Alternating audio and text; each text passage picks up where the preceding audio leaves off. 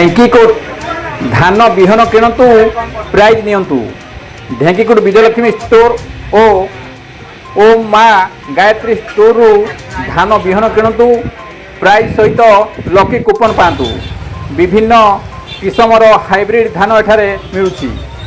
बिक्रीर आरंभ मध्य होइछि। चाषी भाई माने धान विहन संग्रह कर नियंतु बोली विजयलक्ष्मी स्टोर प्रोपाइटर ज्ञानरंजन साहू एवं ओम माँ गायत्री स्टोर प्रोपाइटर नवकिशोर साहू जनाइछंती। कविंद्र राउत का रिपोर्ट केडी न्यूज ओडिया।